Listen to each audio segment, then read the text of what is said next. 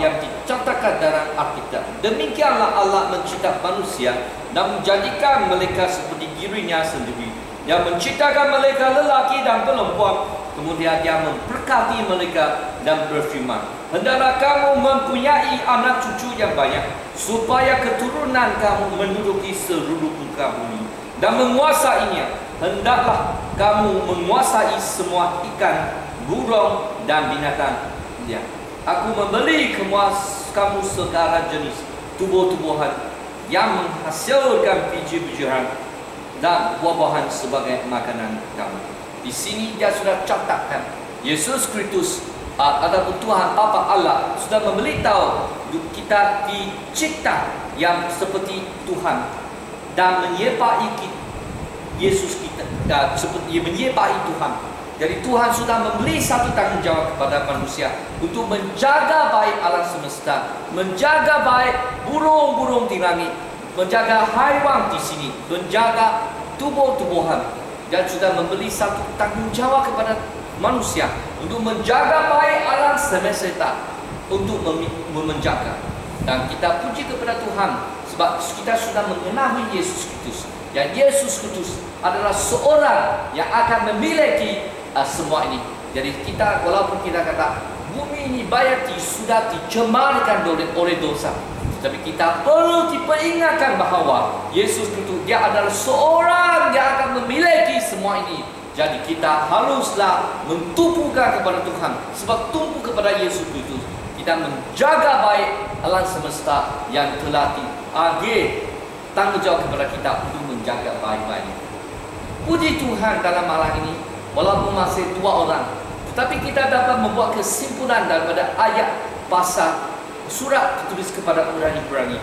Kita empat perkara yang kita diingatkan. 4 perkara diingatkan. Kita diperingatkan bahawa Yesus Kristus sebagai pakar pencipta, pakar pemilik kepada ciptaan Tuhan. Jadi image diri kita adalah mulia. Jadi kita tidak perlu rendah hati. Oh, saya seorang yang tidak begitu penting.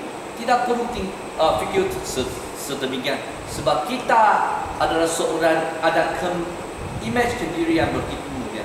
Sebab Yesus Kristus yang kita percaya adalah pemilik kepada alam semesta.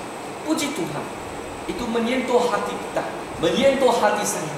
Oh, Yesus Kristus, kamulah yang akan memilih semua-semuanya. Mengapa saya rendah diri? Mengapa? Tidak gunalah saya rendah diri. Tidak perlu rendah diri. Kita akan bangga sebab orang yang percaya Yesus Kristus. Kita tahu, oh, Yesus Kristus akan memilih semua. Saya tidak perlu image ke diri yang rendah, tapi saya mulia. Sebab saya tahu, oh, saya pengikut Yesus Kristus. Walaupun susah, tapi Yesus Kristus bersama kita. Puji kepada Tuhan. Yang kedua, apabila kita mengetahui Yesus Kristus, dia pemilik. Jadi kita ada keamanan, sebab kita tahu Yesus Kristus masih dalam jagaan atau dalam kuasa. Kalau ada apa ancaman berlaku, kita tidak akan berfikir, oh, tidak ada arah sudah. Tidak akan. Tidak tahu Yesus Kristus Dia masih dalam kuasa, dan satu hari Dia berhak untuk apa? Dia berhak untuk memiliki. Walaupun mungkin tidak akan kehidupan kita masih dalam susah, tetapi kita lihat satu hari kita akan hidup di ladang langit yang baru, bumi yang baru. Air mata akan digantikan atau dicucikan. Kita akan berhidup dengan begitu sukacita. Jadi yang kedua ialah kita tahu Yesus itu menjadi pakar pemilik. Jadi kesusahan kita telah diamankan. Hati kita juga akan menjadi tenteram. Yang ketiga, kita sudah diperingatkan bahawa pemilik Yesus Kristus akan menjadi pakar pemilik alam semesta. Jadi kita yang berlain Yesus Kristus ada harga, ada nilai, memang ada perhargaan, memang ada makna yang begitu penting. Seperti Rasul Paulus, dan sudah tahu Yesus Kristus, saya sebagai hamba Yesus Kristus, pada satu hari Yesus Kristus akan memberi hadiah kepada saya, akan memberi pujian kepada kita. Jadi kita susah payah untuk Tuhan. Ya, Tuhan akan ingatkan ini. Betul? Insun? Saudara Insun? Tuhan akan ingatkan. Ingatkan apa yang kita buat. Yang keempat, kita tahu Yesus Kristus dia akan menjadi pakar pemilik ini. Jadi kita semua orang di sini perlu apa? Kita perlu menjaga baik yang seboleh baiknya. Sebab Tuhan Yesus Kristus akan memilih semua ini. Jadi kita sebagai penjaga kepada alam semesta, kita haruslah menjaga dengan baik mana. Sebab kita tahu siapakah memiliki ini semua? Yesus Kristus. Jadi sebagai satu penjaga, sebagai seorang yang ada iman kepada Yesus Kristus, sebagai seorang yang dosa tetapi diampuni oleh Tuhan Yesus Kristus, kita haruslah menerusi dengan menjaga baik apa yang sudah Tuhan arahkan kita buat. Hari ini saya telah disentuh oleh Roh Kudus apabila saya membaca Alkitab. Semasa kita ada hati yang tuli terhadap Tuhan, semasa kita buka hati kepada Tuhan, Tuhan sentiasa membuat sesuatu yang ajaib, yang membuat sesuatu yang begitu istimewa dalam hati, yang pentingnya, yang saya juga diingatkan oleh